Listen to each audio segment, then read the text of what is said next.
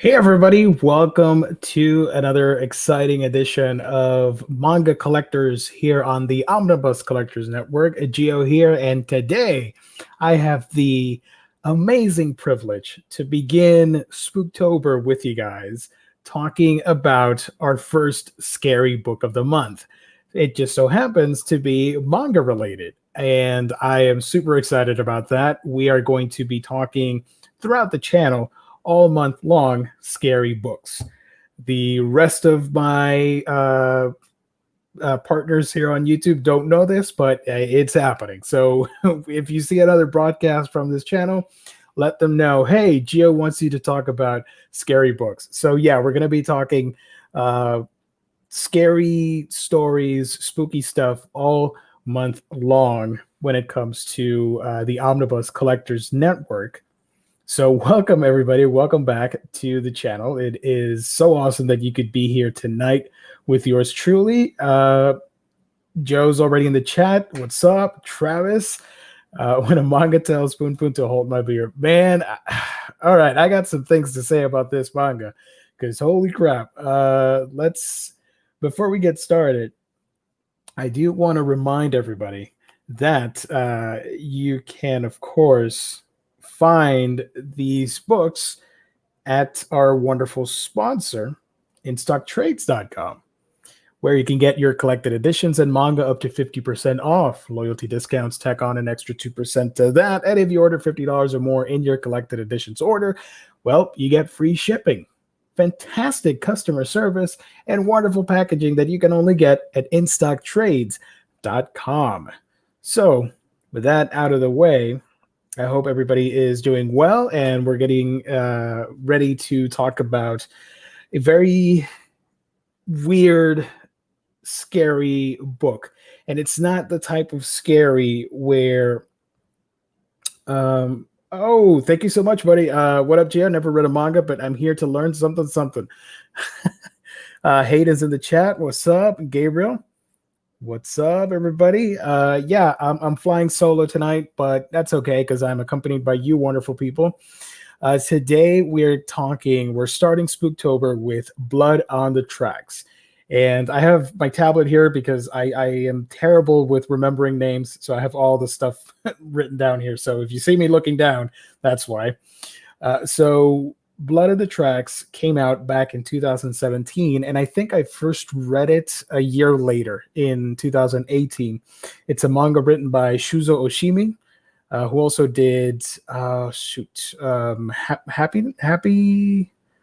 Let me Google that name real quick because I don't want to screw up. I know he did Flowers of Evil, but there's another series about vampires that my friend Nelson likes. What was it? He also does Inside Mari. Happiness.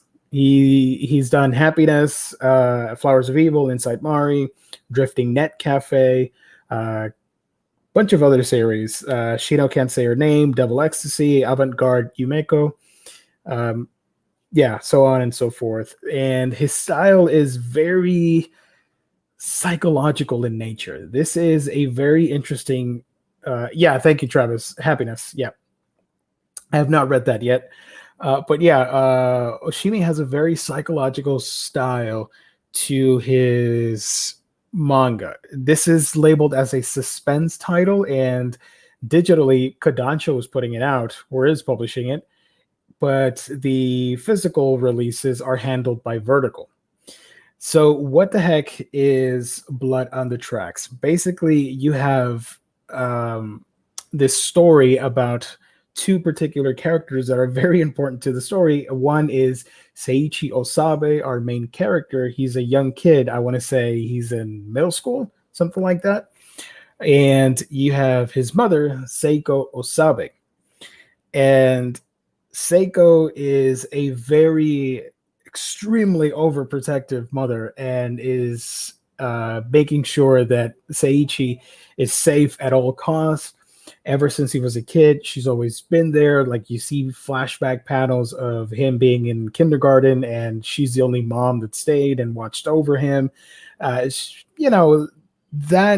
doesn't sound bad by itself, but as you start reading the manga and you start realizing how obsessive she is with her family, specifically Seiichi, it borderline becomes creepy.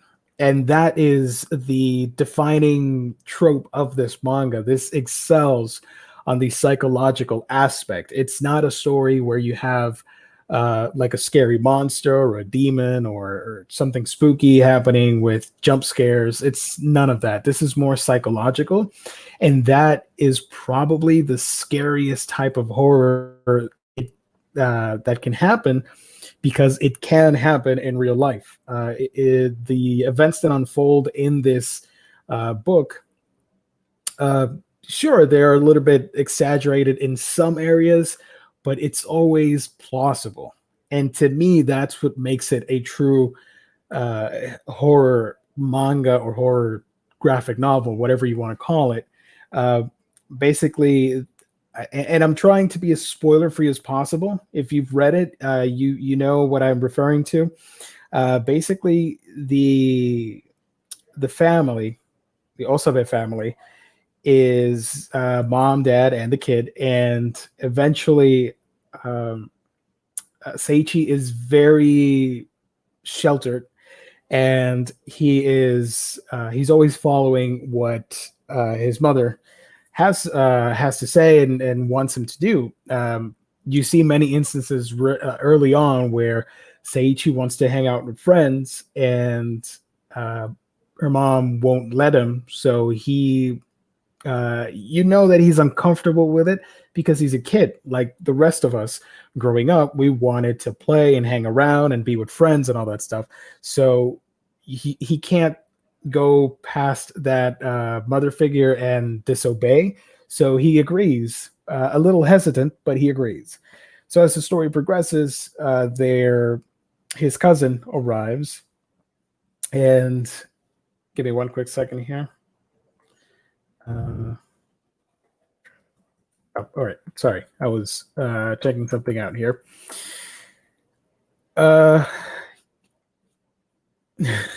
Helicopter bumps. I think Inside Mari has the last volume coming out. Yeah, I do want to read that next. It sounds creepy and interesting. I want to check that out. I like when you can do scary stuff like this. I'm looking for a particular name from one of the family members, and I cannot remember. But thank goodness we're live right here on YouTube on Manga Collectors.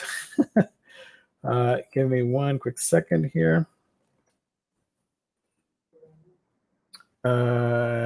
Yeah, give me one quick second, guys.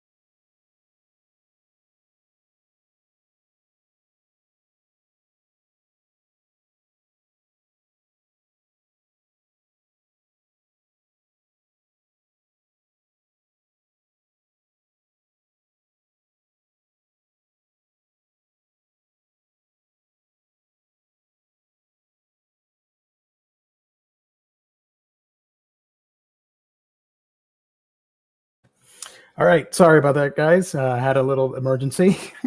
I got a little call that I had to take care of. I'm so sorry about that.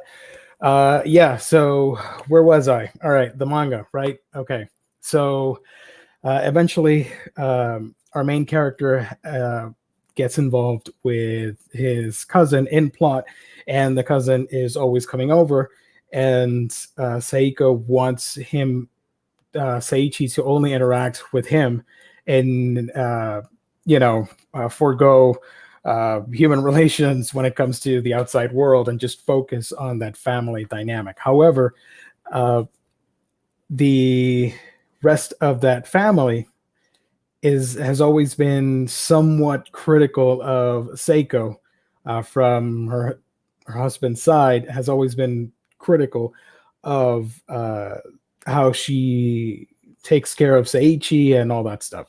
So the major event that happens in this story, and if you don't want to be spoiled about what happens in the manga, then you can jump back later, watch this in a little bit. The main event that happens is that they decide to take like a family picnic, and Seiko goes along with Seiichi, their dad, all that stuff, and all the rest of the family and the grandfathers. And in there, and I'm gonna ask the chat because I can't, for the life of me, I can't remember the freaking name of the kid, and I am winging it live on air. What is the name of the cousin? I am blanking out on his name. The Seiichi's cousin is daring him to, as they're walking, climbing up the hill, to go on a separate adventure and see all the cliffs and stuff, and to basically enjoy the scenery and all that stuff. And there's this very particular moment where you have the character of Seiko, who sees what's about to happen, and the two of them in the cliffside, and she thinks Seiichi's in danger and tries to save him, to the amusement of everybody else in the family, who just make fun of the situation, like, "Oh, you're being extremely overprotective again, Seiko. You can't be clinging onto that kid for so long, right?" And as the story progresses, Seiichi's cousin asks him again to, "Oh, I found like, let's go to the bathroom, whatever," and they find another cliff. And here's the main thing that everybody was shocked when this manga came out. His cousin is standing on the cliff, jumping around and goofing off, and Seiichi doesn't want to anger his mother. His mother has a very unusual temperament. She is very moody and can shift between emotions really fast, and that she's unhinged. There's something wrong with her. And as you keep reading the manga, you find out more and more different layers about that character, or so you think.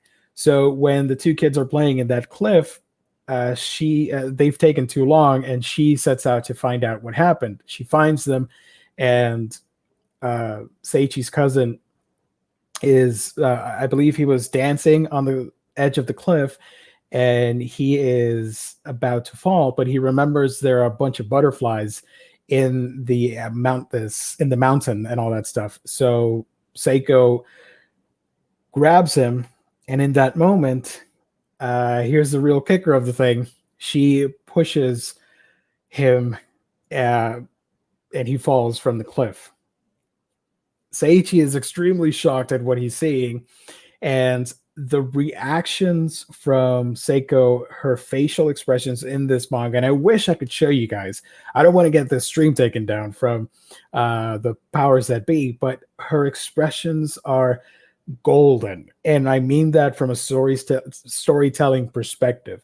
It's so dynamic, so creepy, and so bone-chillingly recreated that you believe somebody like that would do that. And we've had cases like that, right? We've seen the worst of people in real life and what they're capable of.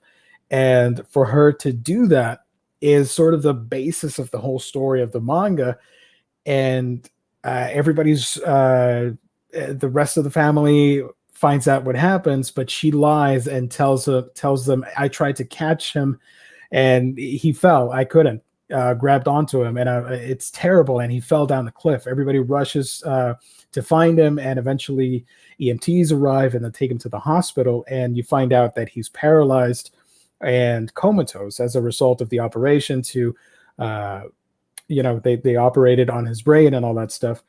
And the victim here is Seiichi, who witnessed this, but in his shock and uh, in that moment, he goes along with what his mother's saying. He's been trained all this, not trained. He's been, he grew up in that household where the law was Seiko, and what she did, what she said, that was it, and he just complied entirely.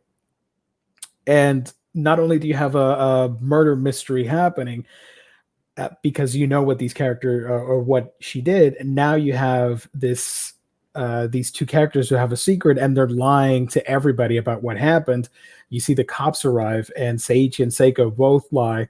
Seiichi obviously is following what his mother has told him, and things just take a really weird turn from there. I don't want to spoil everything. I am up to date with what is happening in the manga because it's still ongoing as of this video. I think they've published 82 chapters of the story, and what you see is sort of the, and I'm going to say what I'm going to say, it's going to sound pretty harsh, but what soon follows is sort of the raping of the childhood mother dynamic in real life. And you have a very disturbing, chilling relationship between a mother and son. Oh, thank you so much. Candace, everybody's joining in. That's awesome. Thank you so much. So yeah, you have this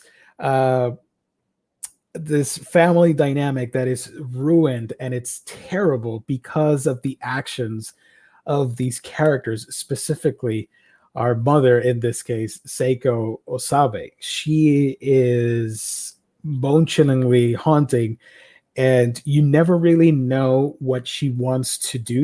You don't understand her fully. There are times in the story where she is upset at Seiichi for what he does, specifically when he meets the character of Yuko Fukishi, who happens to be a girl in his class who falls in love with him. And that relationship obviously is going to separate that bond between mother and child. So she's really upset and sort of just plays psychological trauma towards her son. And Seiichi just his mind breaks in the manga. He cannot take what is happening. He can't take that emotional abuse. It doesn't necessarily have to be physical, but you can abuse somebody emotionally, and you see the effects that it has on him when he starts stuttering and he starts blocking up and he can't communicate to others what's happening. He's being bullied at school because of it, and all of these horrible events just keep cascading onto poor Seiichi, and you just can't help but feel terrible for this character, for this kid. He's a young kid. That's what's obscene and silly and ridiculous about it, is that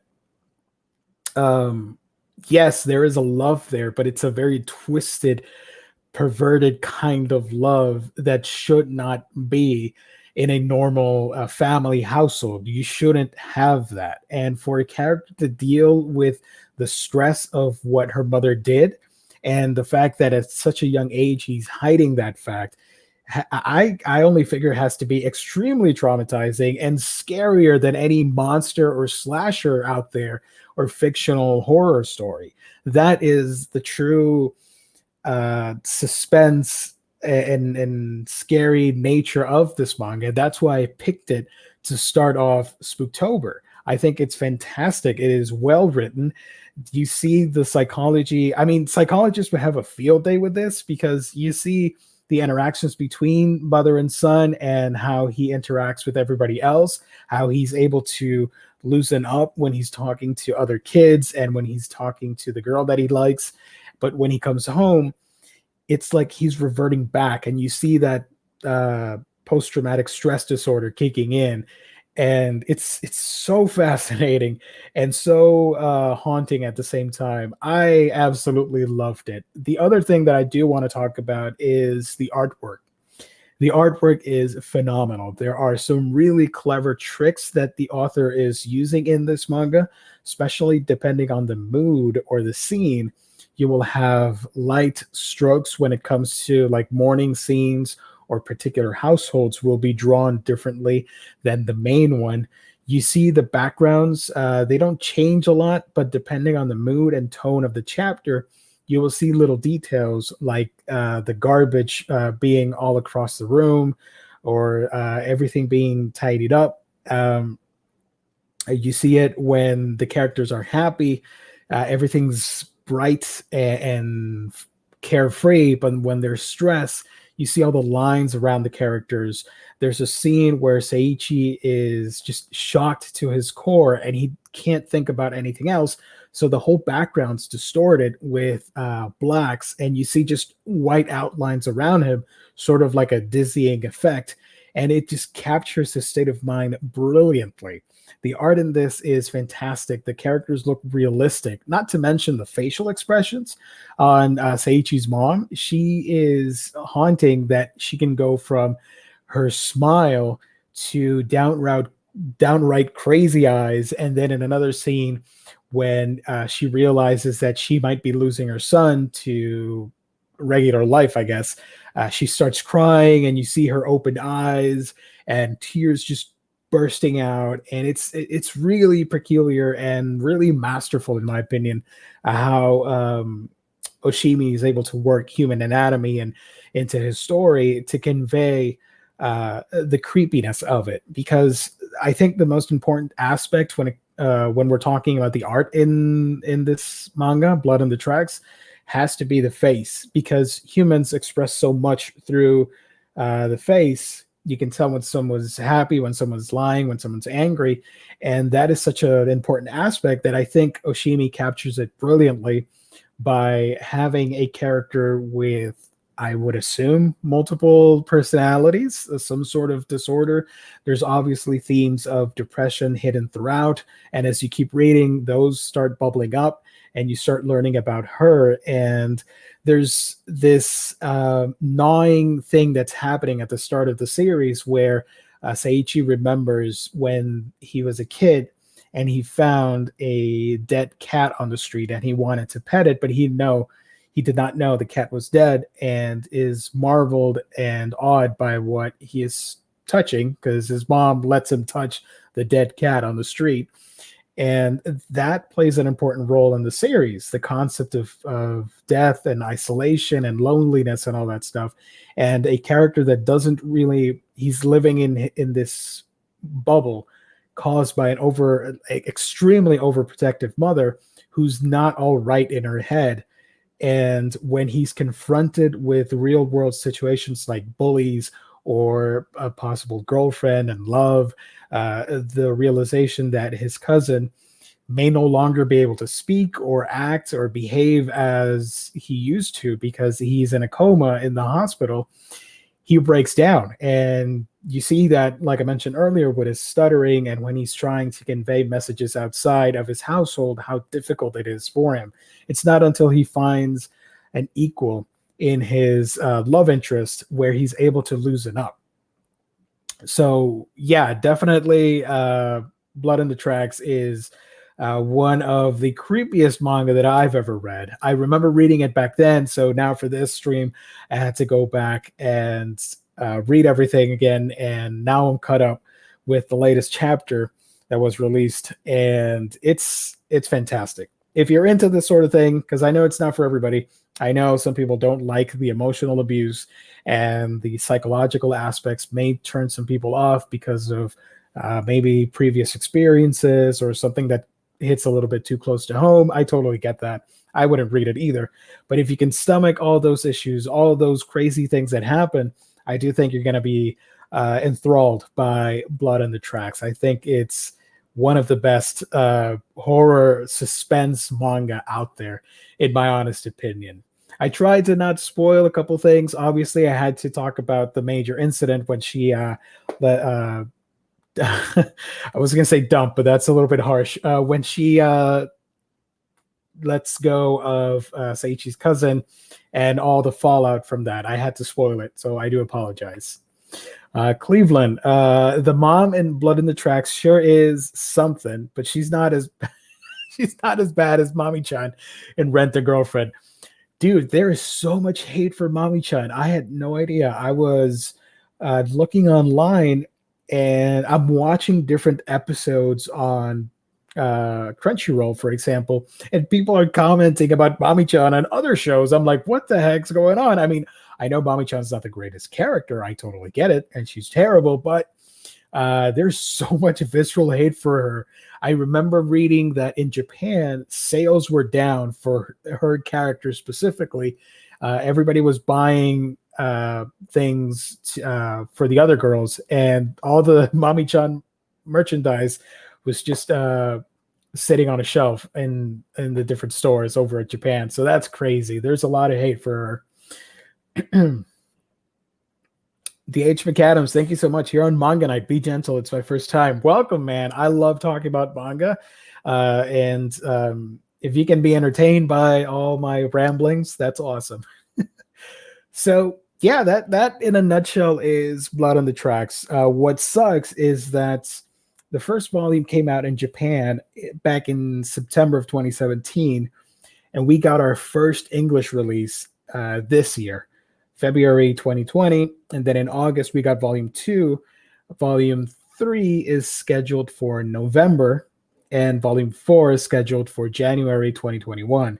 The latest volume in Japan came out in August of this year, and right now, if you are up to date with the manga, I would say the plot is around 85 to 90% complete. There are still some couple things that need to happen, but it's past the climax and we're starting to enter into the final phase of the manga, and it's fantastic. It gets crazier. There is some sexual elements to the story because you have a character who is so attached to his mother that he's going to find out eventually about sexuality and puberty and all that stuff. And that's going to come at a screeching halt to his household and the relationship with his mother. It does get a little bit creepy because she's so obsessed with Seiichi that it borderlines incestuous levels. And they don't do what you're thinking of, but it goes into weird territories, and it just goes to show you that not everybody's right in the head. And what I find, and like I mentioned earlier, what I find interesting about Blood in the Tracks is that all of this could very well happen at any point in time in the real world. It's not like you're reading I Am a Hero, which is about zombies, or a Junji Ito book, which is supernatural in nature and kind of crazy with the body horror. Here you're getting the reality of messed up people trying to live a normal life when they're experiencing trauma and psychological issues and the difficulty that comes with that, and the perverted nature of a relationship that should not really exist. This weird bond between Seiko and Seiichi should not be. It should be a lot looser, and you should have like similar upbringings from all of us, right? Not somebody that's so overprotective that she will deny her child's happiness in favor of keeping him close to her and traumatizing the poor boy, because the things that he goes through later on that I'm not going to spoil just in case you want to keep reading the story is really heartbreaking. And I was so pissed off. Every issue that I was reading, every chapter, I kept thinking, man, this is some messed up shit. And chapter after chapter, I'm like, I just wanted her to realize what she's doing, but obviously not. She's having mental issues that she needs to sort out, and the ongoing secret of the attempted murder, if you will, that is one of the core elements physically of what's happening in the manga. But what I like more about the story is the psychological journey that the mother and son are going through. So, yeah. Blood in the Tracks, fantastic. I read this digitally, so I don't have the actual manga volume to show you. I would have liked to have a co-host that had the actual book so that they could show you the panels and all that stuff. And what I meant last time that I tried to do a stream with different images, got taken down from YouTube. So I'm not gonna risk it. I can't try and get some images here. Let's see if I can do that from my tablet. If I can find the facial expressions, because that's something I really wanted to highlight. Blood on the Tracks. Also, since we're pretty much done with the review, if you guys have any sort of questions that you want to ask me, leave them in the comment section, leave them here in the chat while we're live. And if you want to suggest more horror books, it can be comics, don't worry about it, because I know this channel's main audience is graphic novels and comics related, but it's okay. Leave them in the comment section or in the chat. We want to review more scary stuff in the month of October. So let's see if I can find the picture that I'm talking about. Okay, let me unhook my tablet here. Okay. All right. So I can't zoom in. There we go.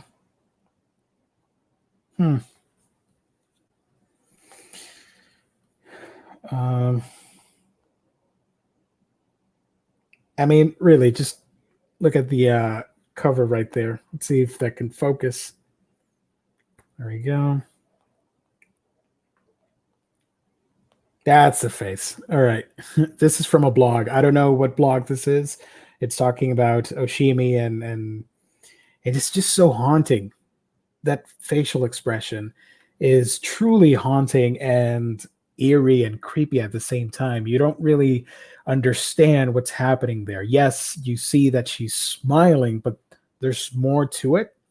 There's an aura of creepiness and sinister vibes going on where you don't really know what's happening in here. Physically, yes, you can understand that she's smiling. It's supposed to be pleasant, but like human nature, we lie a lot, right? And you can put on a facade for others, but in reality, you're thinking of something else. You're wondering about other things. Here's one of the scenes right there, and what I was referring to with the scratchy nature of the pencil work, which I thought was really interesting and really fits the tone of the story. Even though it's set in real life and everything looks realistic, having it sort of be scratchy looking, sort of it leaves you feeling unhinged when it comes to the state of these characters, right? So yeah, there's another quick view here from some of the panels. Travis, No Longer Human was tough to get through. It creeped me out so much. No Longer Human, I know Fangirls did an episode on it. They didn't like it. I didn't like the story, but I did like the manga. You know what I mean? I like the drawings and what Junji Ito tried to do by adapting such a famous novel into his own style and all that stuff. It easily, in my opinion, one of his best works, artistically speaking. But yeah, it's kind of creepy. What was the other page here that I wanted to show you guys? Okay. Oh, shoot. Is there a live action version of this? Because that would be phenomenal to watch. Oh, here's a very interesting scene. Let's see if I can open it for you guys. So, one of the characters that I mentioned earlier is Fukishi, the girl who is in love with our main character.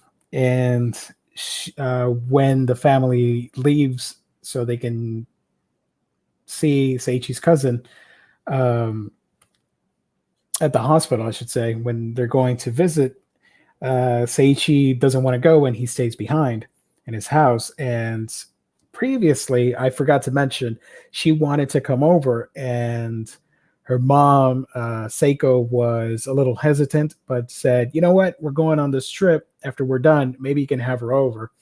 But wasn't expecting them to form a friendship and a bond that could turn romantic, right? So this is one of the creepiest moments when she gives Seiichi a love letter, right? And the mom Seiko comes back and finds them. She leaves and all that stuff, and you get this exchange right here. She says, "Say for Seiichi, this letter." Shoot, there we go. Focus on the thing. It's not focusing. Can't we just throw it away? And what ends up happening is that they rip it apart. This is from a Twitter post. I don't know where I got this. Yeah. On a count of 1, 2, 3, and they rip it up, and they embrace, and it's sort of what is the word that I'm looking for? It's not creepy in the incest sort of way. It's creepy in the well, yeah, it is kind of creepy that they would embrace the way they do in the manga. But what I mean is there is sort of that Antigone complex, or is it Oedipus? One of the two. I think it's Oedipus, right? And that just comes from a mentally unhinged and mentally unstable character trying to go through life. And clearly, she doesn't want to be present in the world. She doesn't view everything. She secretly despises her husband's family and despises even herself and Seiichi. She just wants at times to get rid of everything, but knows that she can't leave her child behind. So she's so overprotective. It's really messed up. And we can go all night long talking about the craziness of having a relationship like that. And hopefully no one experiences that, because that is some messed up shit. Oh boy, that scene. Man, yeah, what soon follows, I didn't want to show it because I don't want to get any weird comments, because yeah, it gets weird after that. But you do see the perverse nature of their relationship, and Seiichi doesn't know any better. He's a kid. That's what he knows, and that's what's sad about it, that you can toy with a child's emotion like that and help them grow in an unhealthy way, in an unhealthy lifestyle, where he stutters and his brain collapses when he's talking publicly. And there's one scene later on in the manga where he has to fake having a sore throat so he won't speak in his classroom when they tell him to do some book reading. It gets like that, and finding a sort of sanctuary or safe haven within the girl that he likes speaks volumes as to how he really feels about his home and how he's more relaxed in this new bubble that he's created outside of his house. And unfortunately, when Seiko asks, like, it's either me or nothing else, and he goes back to her and decides, yeah, it's just you, mom. I love you and I hate everybody else. That's not what he's truly feeling, but he can't let go of that maternal love, obviously, because we all love our parents. So it's really tragic, and it's really manipulative and scary and frightening and suspenseful. And I think that's the best type of horror, because yeah, you can write about a zombie creature, you can write about a werewolf or a vampire or a demon hunter or whatever it may be, but at the end of the day, That's all fictional for entertainment purposes because you want to scare somebody. Here you have a dramatic story about real possible real world situations that may occur when things don't go as you want them to up here. And that to me is the most frightening aspect of Blood on the Tracks. Kristen, do you have any other non-Junji Ito manga recommendations or horror manga? Do you have other non-Junji Ito manga? Well, I'll recommend when it comes to horror stuff, I'll do both. Don't worry about it. When it comes to horror stuff, aside from Blood on the Tracks, I always recommend Spirit Circle. That's one of my all-time favorite manga. I was tagged actually by Omar over at Near Being Condition to do a top manga video of all time. I haven't done it. I need to get that out there for you guys. But one of my all-time favorite mangas is Spirit Circle. It has some fantastical elements. It's about star-crossed lovers that are reincarnated throughout the ages. If you're thinking comics, think like Hawkman and Hawkgirl, but in a manga setting without the superpowers. Yet they're destined to fight and kill each other. So it's similar to that type of thing. I do recommend Spirit Circle. Goodnight Punpun is an excellent dramatic psychological manga. It's not scary, but it's traumatic, and it deals a lot with growing up and depression and all that stuff. Though I do have to warn you guys that has some really heavy subject matter that it's not for everybody. Like stuff with depression and self-harm and suicides and PTSD stuff. So if you're in the right frame of mind, go into Punpun. If not, I would stay away from it. Another cool manga that I do recommend is Blank Canvas, autobiographical manga. Let's see. If you want to go with Shonen Jump stuff, I did read recently Body King, which is a comedy gag manga about this rhinoceros beetle that turns out he is the king of insects and turns into a human-shaped insect, and it's just crazy.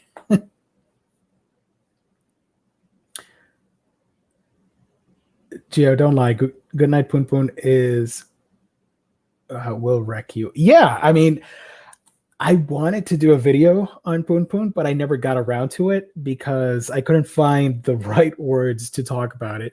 Because some of the things that happen in that book, I've never experienced myself. So I would be lying to say like it impacted me in a certain way.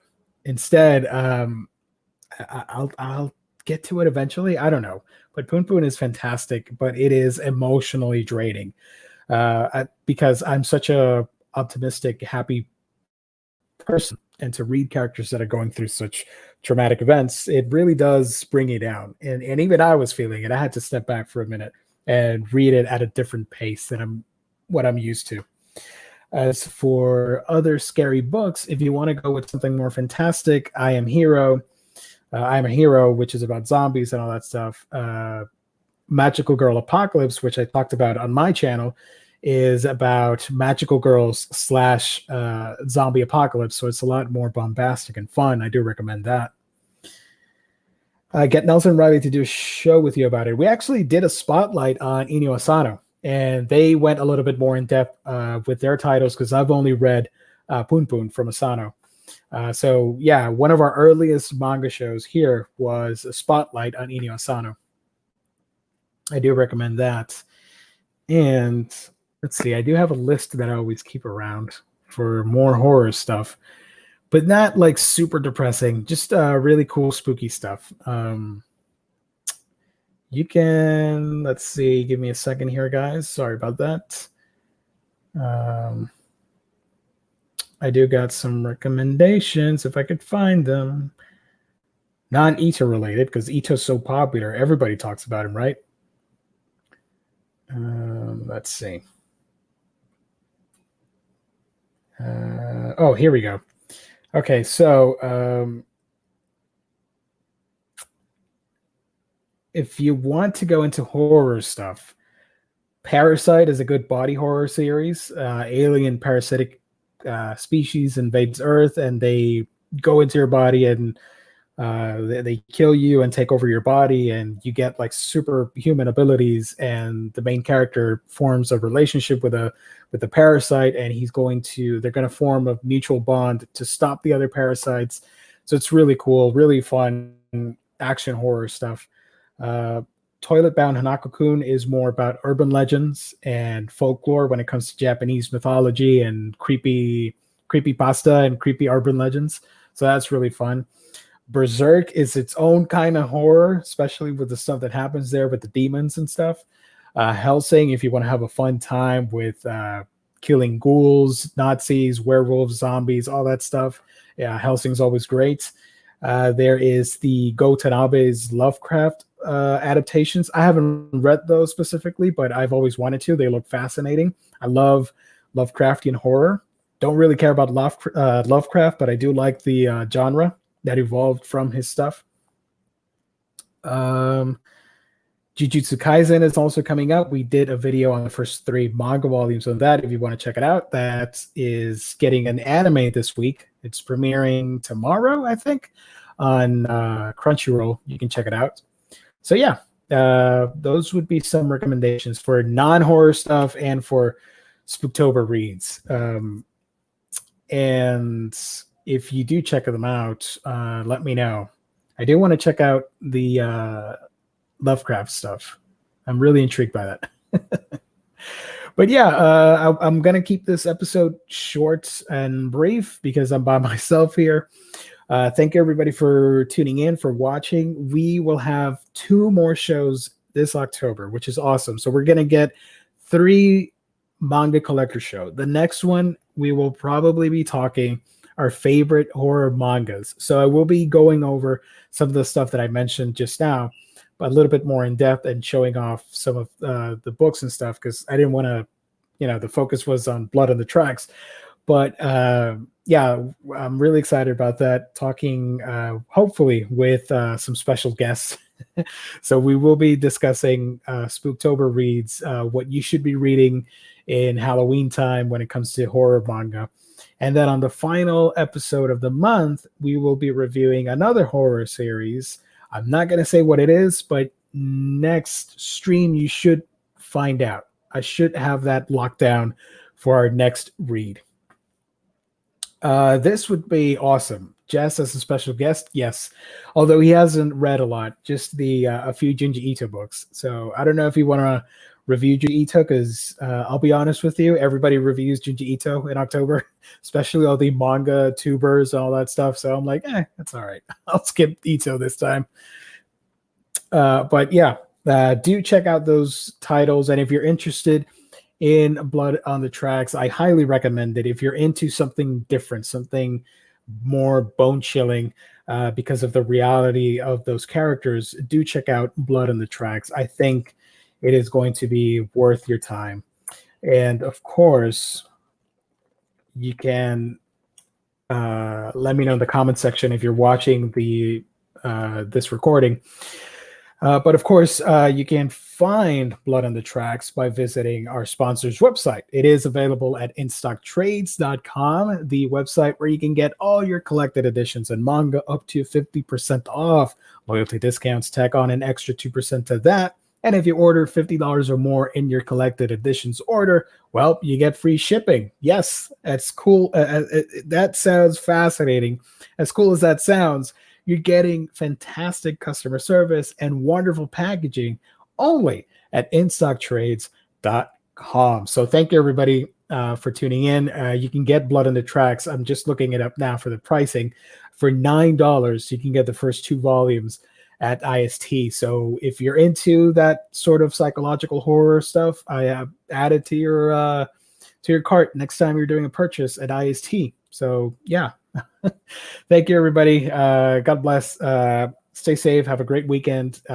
We will be back next Sunday, or Jess will be back with the Coffee with Omnibros, and I think they're going to go over Shelfies. I'm not too sure. They're going to go over something and talk a few news because there's quite a few interesting things happening when it comes to comic book movies and comics and all that stuff. So yeah, look forward to that on Sunday. And of course, look forward to Fangirls Assemble whenever they do their next episode. I don't know if they're going to be on the weekend, but look forward to that as well. So thank you, everybody. Thank you to the chat. You guys are fantastic. I love you guys so much. Candace, have a good weekend. Thanks for the reading suggestions. Yeah, likewise. Stay safe out there. Cleveland, I would buy the entire Dorohedoro collection, but some volumes are hard to get. Dude, before I go, Dorohedoro is action-packed, and it has some spooky elements. That's a really fun read as well for October. It's such a shame that it's out of stock, and it couldn't go back in stock sooner, because I know a lot of people watch the anime on Netflix and they want to jump into the manga. We've talked about Dorohedoro a bit, and it's such a great series. I'm currently reading it. I'm not done yet. Eventually I'll read it and do a video on my channel about it, but I wish it would be in stock, because you can't find it at IST and you can't find it on Amazon, Right Stuff, all those websites. Everybody just gobbled all the volumes up. It's insane, right? But yeah, Travis, thank you. That was my next statement. Don't worry, they are reprinting them. Yep. So it will be back. I think this will be an evergreen series. The anime was a smash hit, and the manga is just phenomenal. So it will be back. Plus, we're getting a season 2, probably in a year and a half from now or something like that. So yeah, thank you, everybody, for tuning in. Of course, you can follow me on my channel, We Can Geekdom, where I talk about anime, comics, and manga, and similar content to this. Thank you so much. And Candace, thank you. Hit the like button, you cheap bastards. Yeah, thank you so much. Support this show so we can keep it going. Thank you for all the likes, the comments, the subscription, the everything about it. You guys are fantastic. Thank you for letting us be here and entertain you, talking about comics, collected editions, manga, all that stuff. We really appreciate the support, and seeing all the comments just lifts up our spirits and it makes us continue making quality content for you guys. So yeah, hit the like button if you enjoyed this video. I've got to go for real this time. Thank you so much. God bless. Stay safe out there, and I will see you